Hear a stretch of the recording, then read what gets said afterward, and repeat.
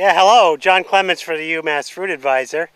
And as promised last week, I told you I'd show you some Balaton cherries.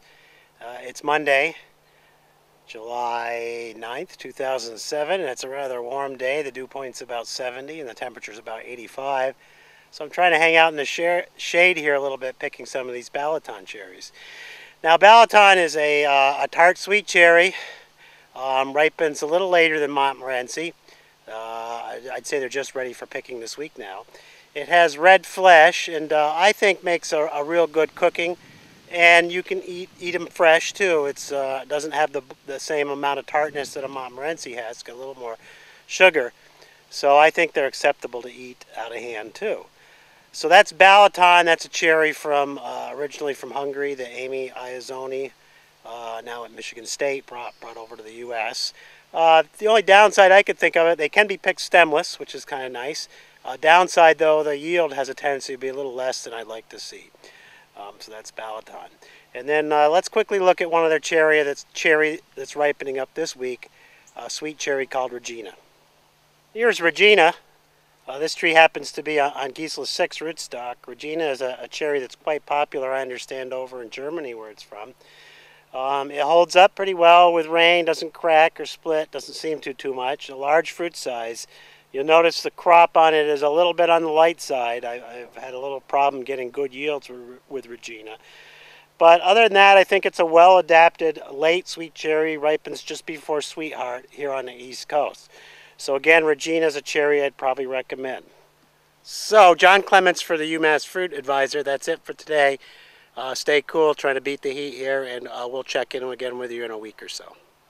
Just quickly back here, I looked at a few other Balaton trees, and the yield is actually pretty impressive this year.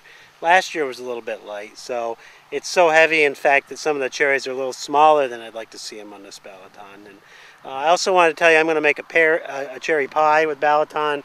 I hear that some other cherry pies made with Montmorency are better, but we'll see what we can do about making a better Balaton cherry pie, because I think it'll be better. So, all right, sayonara, take care, bye-bye.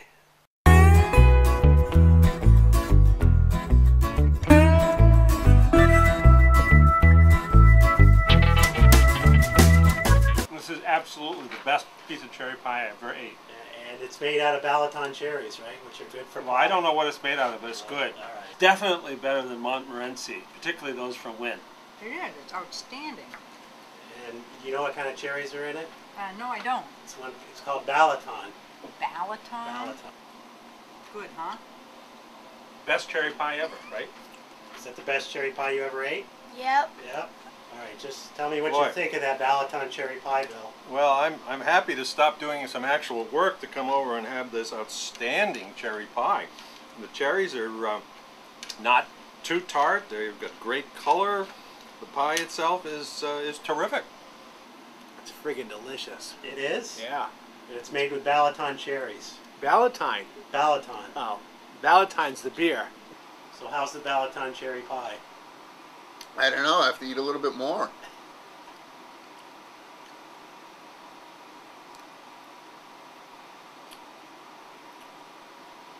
You're the Not cherry bad. pie expert. Just not bad?